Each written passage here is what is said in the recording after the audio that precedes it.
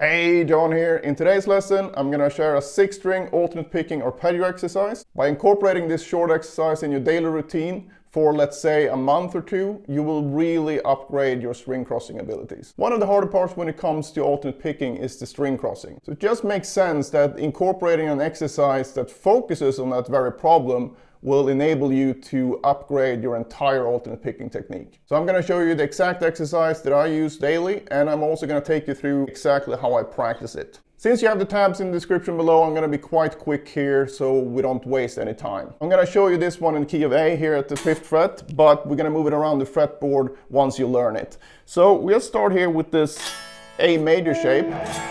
And the only thing you need to know is that you have these notes here of the normal bar chord shape that I hope you know. And then you just add the 9th fret here.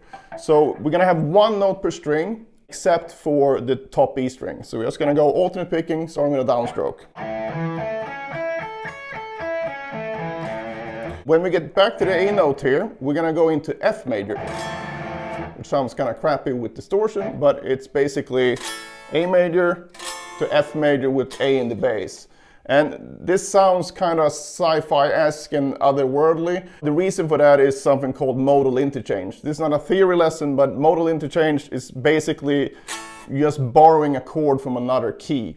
So in this case, the F chord is not part of the A major key, but it's part of the A minor key. So basically going from the 1 major chord to the flat 6 major chord. So that's how you get that sound. I think it's very important to know what you're actually listening to. So in this case, the 1 major chord to the flat 6 major chord, if you just think about that as you practice this exercise, you will ingrain that sound into your brain, and then when you hear it sometime later, maybe on a soundtrack or something, you're much more likely to recognize it and be able to know what it is because you've actually put a name on it. That's why theory and ear training is basically the same thing, because it's just about putting names on sounds. After you've done the A major one,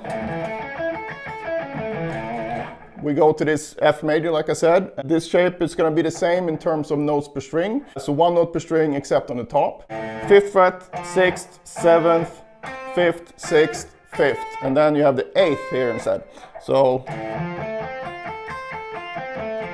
the actual picking pattern has 12 notes. So we have 1, 2, 3, 4, 5, 6, 7, 8, 9, 10, 11, 12. And why that is good is because it's divisible by 3, it's divisible by 4, it's divisible by 6.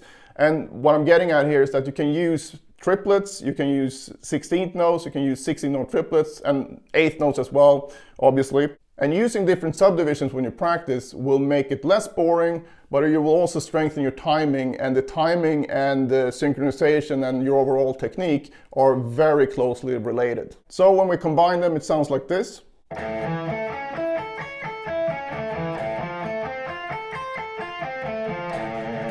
And that's exactly what I want you to do, but you start down here, the 1st fret.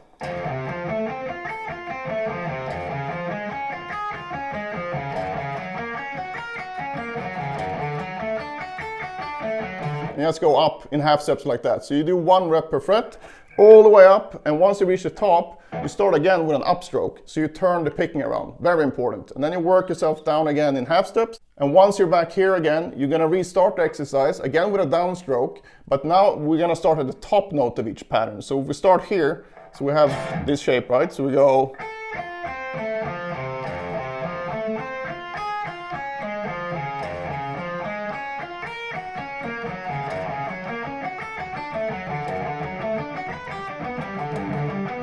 And so on. Then you do that all the way up, and then at the turnaround point, you start with an upstroke instead and go all the way back. And that's basically the whole routine. Don't worry if you find this difficult initially. That's the whole point of this exercise. If you can just rip through this right away, you probably should be practicing something else. One thing that I want you to keep in mind is that you don't need to start at the 1st fret.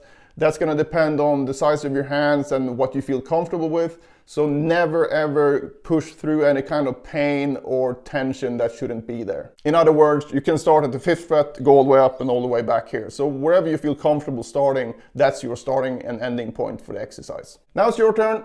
I want you to try this as soon as you can, because if you put it off, you're probably just gonna forget about it. But start today, and then in a week's time, let me know in the comments how it went.